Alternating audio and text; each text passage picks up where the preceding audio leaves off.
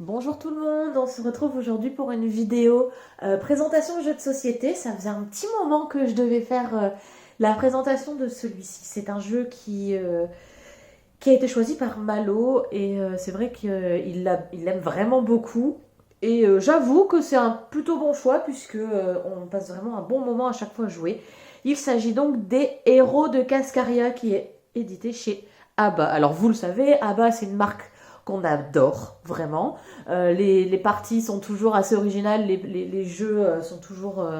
voilà, la construction est plutôt pas mal.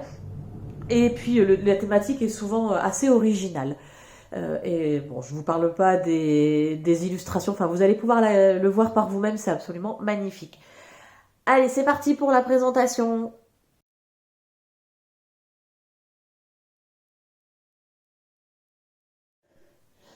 Alors, qu'est-ce qu'on va trouver dans la boîte? On va trouver déjà le plateau. Comme vous pouvez voir, il est vraiment magnifique, avec des superbes illustrations. Enfin, vraiment, il est canon. Donc, il y a ce plateau. On va avoir un ensemble de cartes. Je vais vous les montrer un peu plus précisément juste après. Des pions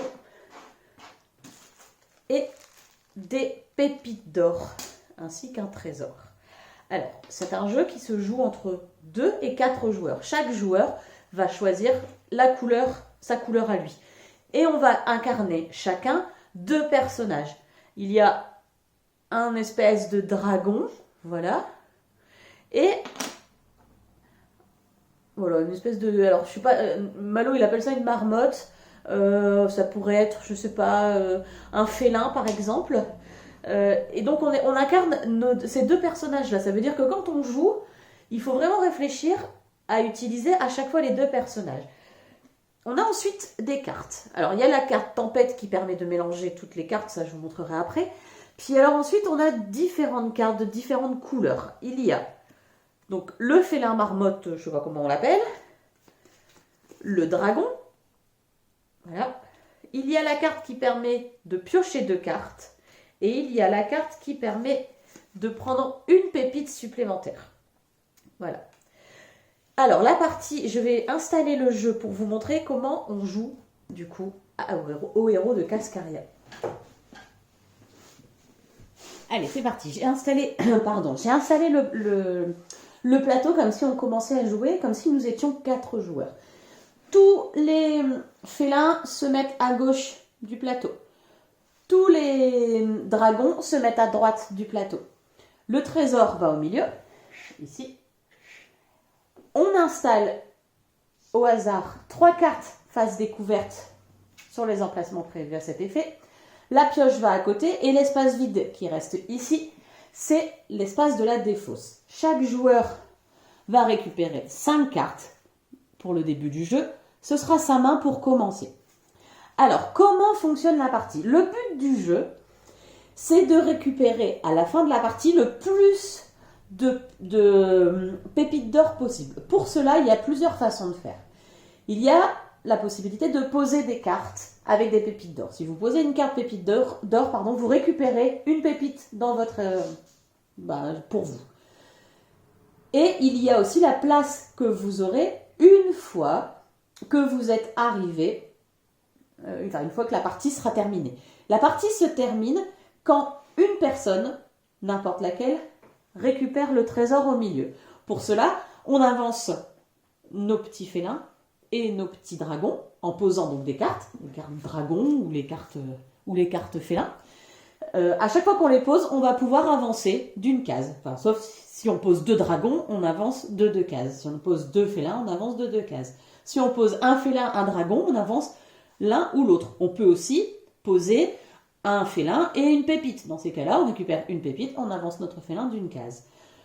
Comme vous pouvez le voir, le dragon, il n'a que 5 cases avant d'arriver. Enfin, 4 cases plus la dernière. Tandis que les félins, ils en ont 1, 2, 3, 4, 5, 6, 7 avant d'arriver. Tout cela, c'est très simple. C'est juste parce qu'en fait, dans le jeu, dans le paquet de cartes, il y a plus de cartes félins que de cartes dragons. Voilà, donc c'est pour ça qu'il y a plus de cases à avancer, sinon la partie elle serait trop vite finie. Voilà, donc celui qui récupère le trésor aura droit à la fin de la partie à 2 pépites supplémentaires. Ensuite, on va regarder la place de chaque personnage dans l'ordre d'arrivée. On va d'abord regarder chez les félins, ou les dragons, n'importe. Le premier qui est arrivé, donc celui qui a pris le trésor, aura 7 pépites. Le deuxième en aura 4. Le troisième en aura 1. Ensuite, on regarde la même chose de l'autre côté. Et imaginons par exemple que c'est le vert dragon qui a pris le trésor. Il se peut que le vert félin, lui, il soit que là, tandis que tous les autres soient déjà installés plus loin. Hop, imaginons comme ça. Dans ces cas-là, eux vont se partager tous les deux 7 pépites, enfin, auront chacun 7 pépites, et lui, comme il sera troisième, il en aura 1. Lui qui est dernier n'en a pas. Donc voilà, et c'est comme ça qu'à la fin, on compte le nombre de pépites. C'est pas forcément parce qu'on a récupéré le trésor qu'on va gagner. Donc c'est vraiment un jeu de stratégie. Il faut réfléchir à faire avancer et à récupérer le trésor, bien sûr, mais aussi à avoir le plus de pépites possible en posant des cartes, ou alors en faisant avancer, en faisant aussi en sorte que aucun de nos deux personnages ne reste trop à la traîne. Alors, comment on joue? C'est très simple. Je vais vous montrer quelques tours de jeu. Alors, j'ai choisi que j'allais être... allez, les jaunes. Je suis les jaunes. Pour pouvoir jouer à chaque tour, on a 2 solutions. Soit on pioche une carte, ici, parce qu'il y en a une qui nous intéresse. Alors, je vous montre un petit peu mon jeu. Par exemple, moi, celle-ci, elle peut m'intéresser. Voilà. Déjà, c'est une carte dragon. Mais en plus de ça, j'ai déjà une carte de la même couleur. Voilà. Donc, soit je pioche une carte découverte, et dans ce cas, je repose une carte de la pioche, soit je pioche une carte cachée au-dessus de la pioche. C'est moi qui décide.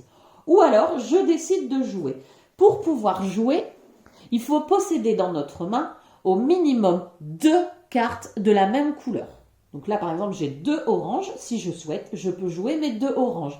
Si je joue mes 2 cartes oranges, je prends une pépite et je pioche 2 cartes. Quand je pioche 2 cartes, c'est soit j'en pioche une là et une... Enfin, soit je prends 2 découvertes, soit j'en prends une découverte, une cachée, soit 2 cachées. Voilà. Ça permet en fait d'avoir des cartes dans les mains.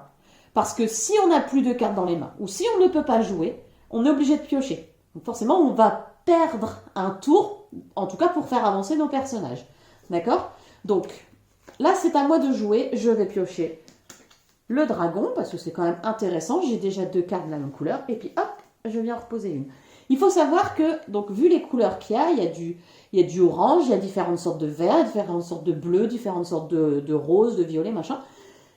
Les couleurs ne sont pas cantonnées à un seul personnage. C'est-à-dire que le vert, par exemple, il peut très bien jouer des cartes oranges. Ça n'a rien à voir, en fait. C'est vraiment, on joue 2 cartes de la même couleur pour pouvoir soit prendre d'autres cartes, soit prendre des pépites, soit faire avancer nos personnages. Donc voilà, c'est vraiment un jeu de stratégie, avant tout, parce que, alors certes, c'est bien d'être le premier à être arrivé, parce que ça nous donne, si on arrive le premier, on a tout de suite 9 points d'office. On a les 7 points parce qu'on est premier de, je sais pas moi, des dragons ou alors des félins, celui qui l'a attrapé. Mais en plus de ça, on a les 2 points du trésor. Mais il faut aussi faire attention, plus on est nombreux, à faire en sorte d'avoir suffisamment de pépites d'or pour ne pas être, pour pouvoir gagner en fait. C'est celui qui a le plus de pépites qui gagne. Voilà, je ne sais pas ce que je peux vous dire de plus par rapport à ce jeu. Si, il y avait une carte tempête. Alors la carte tempête, je ne sais plus où elle est. Je vais mélanger le paquet. Alors, où est-ce qu'elle se cache ? Voilà, je vais encore galérer à la retrouver. Alors les enfants, ils n'aiment pas trop qu'on joue avec. C'est pour ça qu'elle était au-dessus du paquet au tout début de la présentation. Ah, elle est là. Donc souvent, on l'enlève. Et donc en fait, quand on tombe sur cette carte tempête, on mélange les cartes qui sont là avec la défausse et la pioche. On mélange tout et on redistribue les nouvelles cartes. Voilà, tout simplement. Donc là, les enfants, ils n'aiment pas trop quand on tombe là-dessus. Souvent, ils l'enlèvent parce qu'ils veulent pas jouer avec. Pourtant, je trouve que c'est bien parce que ça apporte justement un peu plus de surprise, un peu plus de nouveautés. Mais bon. Voilà, donc c'est Cascaria qui est proposé à partir de 6 ans. Malo, il joue depuis qu'on l'a, c'est-à-dire depuis cet été, je crois. Donc depuis qu'il a 5 ans, un peu plus de 5 ans. En fait, c'est pas un jeu qui demande de la lecture, donc je pense qu'on peut y jouer bien avant les 6 ans. Seulement, forcément, en termes de stratégie, c'est comme tout, quoi. La stratégie, ça s'apprend et c'est à travers le jeu qu'on apprend tout ça. Donc au début, votre enfant, s'il a 4 ans par exemple, je pense qu'il est tout à fait capable de jouer. Mais voilà, il ne faudra pas s'attendre à ce qu'ils comprennent directement qu'il faut avancer les deux personnages, qu'il faut faire en sorte de pas rester trop à la traîne, tout ça. C'est quand même un jeu tactique et stratégique, et voilà, ça s'apprend un petit peu à la fois. Il n'empêche que voilà, c'est quand même un des jeux préférés de Malo. Il n'est pas mauvais du tout d'ailleurs, donc je ne peux que vous le conseiller, notamment en ce qui concerne la beauté du jeu. Enfin, il y a plein de petits détails à regarder, vraiment, nous on l'adore. Voilà, c'était la présentation des héros de Cascaria de chez ABBA, donc je répète, qui est proposé à partir de 6 ans, entre 2 et 4 joueurs. Et on peut compter une vingtaine de minutes environ la partie de jeu. Mais bon, comme vous allez vite être addict, à mon avis, vous allez les enchaîner. Voilà, comme d'habitude, si vous avez des questions, n'hésitez surtout pas, je suis à votre disposition. À bientôt!